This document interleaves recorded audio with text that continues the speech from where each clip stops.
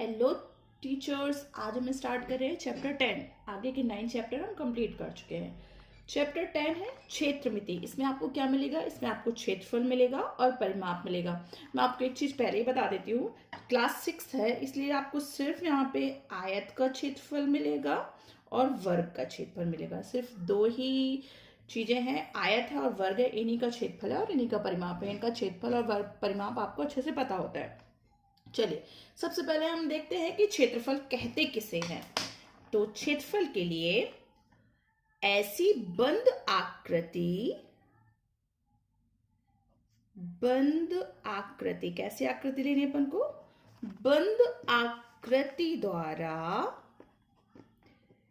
घेरे गए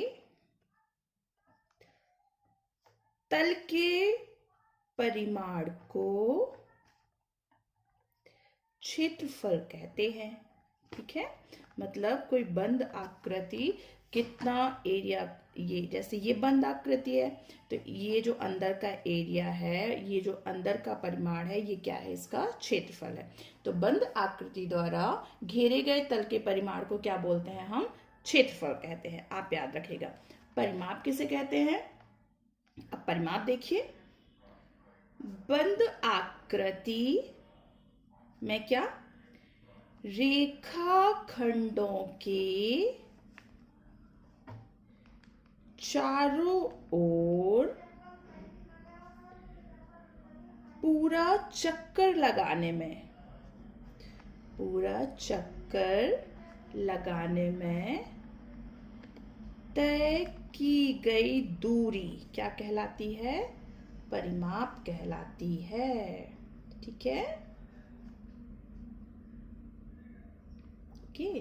तो मतलब आपको एक चीज समझ में आया, एरिया जो होता है वो अंदर की जगह है यहाँ पे, और जो परिमाप है वो उसकी बाउंड्री की है। जैसे एक ये मैंने सर्कल ले लिया, तो यहाँ से चलना शुरू किया था मैंने, यहाँ से बनाना शुरू किया था।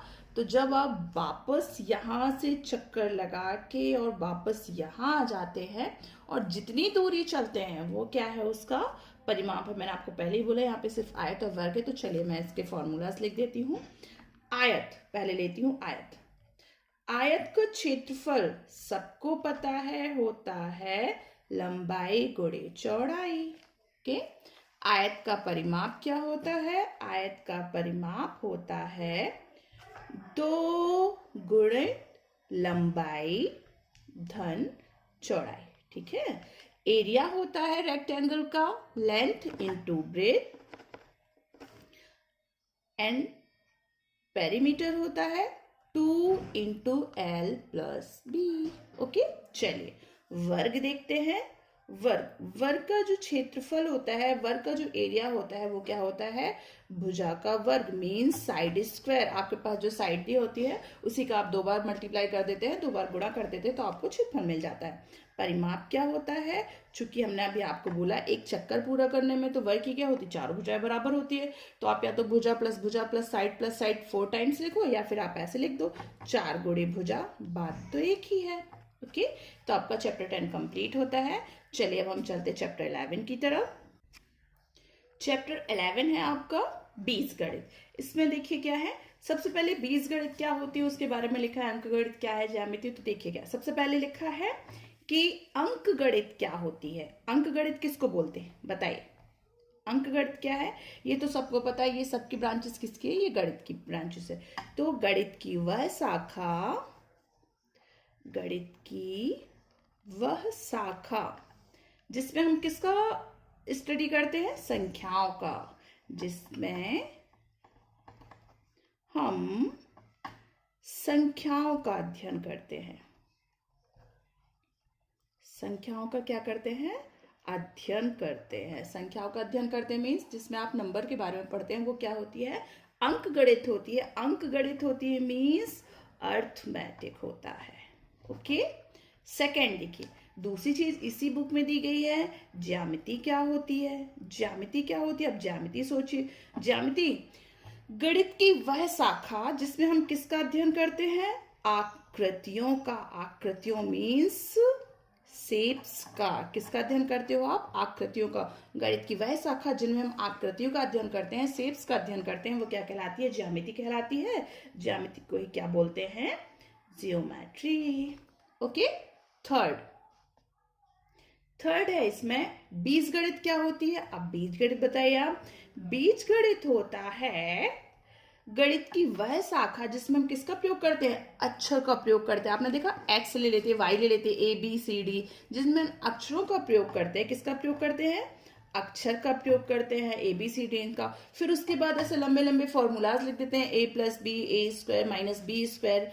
तो फॉर्मूलाज का भी यूज कर लेते हैं हम, अक्षर वाले फॉर्मूलाज का। और क्या करते हैं? बीजांक व्यंजन वगैरह ले लेते हैं। तो ये सब किस में करते हैं हम? बीजगणित में करते हैं, जिनमें हम अक्षरों का प्रयोग करते हैं, फॉर्मूला का प्रयोग करते हैं। इन सबको क्या बोलते हैं हम? बीजगणित बोलते हैं। उसके बाद देखिए एक वर्ड और है, चर क्या होते हैं? चर मीन्स वेरिएबल। बताइए वेरिएबल क्या होते हैं? वेरिएबल क्या होते हैं? वेरिएबल ऐसी संख्याएं होती हैं, चर ऐसी संख्याएं होती हैं जिनका मान स्थिर नहीं होता, है ना। देखिए जब हम कोई भी क्वेश्चन सॉल्व करते हैं तो क्या लेते थे? माना संख्या x है, माना लेट नंबर भी x। अगर नंबर x है, हर बार उसका आंसर अलग अलग आ जाता है। अगर x कंफर्म होता तो आंसर एक जैसा ही होना चाहिए, लेकिन उसका हर बार आंसर क्या होता है? अलग अलग हो जाता है। मतलब वेरिएबल क्या होते हैं? चर क्या होते हैं जिनका मान स्थिर नहीं होता है, और आप इनको alphabet A B C D X Y Z में से कुछ भी लिख सकते हैं। ओके, आपका 11 चैप्टर भी कंप्लीट होता है। चैप्टर 12, और ये क्लास 6 का लास्ट चैप्टर है, जो कि है अनुपात और समानुपात। चलिए देखिए अधिक क्या होते हैं। अनुपात आप सबको पता है, किसी भी क्या करते हैं हम ये देखते हैं कि कोई भी एक संख्या दूसरे से कितना गुना अधिक है या कितना गुना कम है, तो वो क्या कहलाता है? अनुपात कहलाता है। जैसे हमने लिखा 4/5, तो ये क्या है? 4:5 भी बोल सकते हो। ये ऐसे लिखना क्या कहलाता है? अनुपात कहलाता है। या फिर 4:5, आप अनुपात को ऐसे दो बिंदी की हेल्प से भी लिख सकते हो। तो अनुपात क्या कहलाता है? किसी भी दो संख्याओं के बीच में तुलना करना क्या कहलाता है? अनुपात कहलाता है। अब देखिए हम ये देखते हैं, एक चीज और होती है अनुपात के साथ, हमने क्या लिखा? समानुपात। अगर दो संख्याएं हैं और दोनों के बीच का जो अनुपात है, दो अनुपात ऑलरेडी दिए गए हैं और दोनों अनुपात कैसे हैं? बराबर हैं। अगर दिए गए दो अनुपात आपस में बराबर है तो वो क्या कहलाएंगे? समानुपात कहलाएगा। जैसे हम लिखें 4/5 बराबर है 12/15। देखिए अब बताइए बराबर है क्या? क्यों बराबर है? 4/5 बराबर 12/15 है क्या? देखिए बिल्कुल है। अगर हम इसको 3 से डिवाइड कर दें, 3 4 जा 12, 3 5 जा 15, तो 4/5 यहाँ, 4/5 यहाँ, मतलब ये बराबर है। तो ये दोनों अनुपात कैसे अनुपात में थे? समान अनुपात में थे। आप इसको लिखते कैसे हैं? 4/5, या तो आप ऐसे बना सकते हो, ये समानुपाती का चिन्ह। अनुपात में 2 बनाते हैं, समानुपात में 4 बना देते हैं, तो ये समानुपात का चिन्ह है। ठीक है, तो अगर दो अनुपात आपस में बराबर होते हैं तो आप उनको क्या बोलते हैं? समानुपात कहलाता है।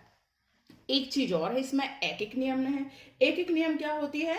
वह विधि जिसमें एक इकाई का मान निकाला जाता है। हम पहले किसका मान निकालते? एक इकाई का मान निकालते। तो वह विधि जिसमें पहले एक इकाई का मान निकाला जाता है वो कौन सी विधि कहलाती है?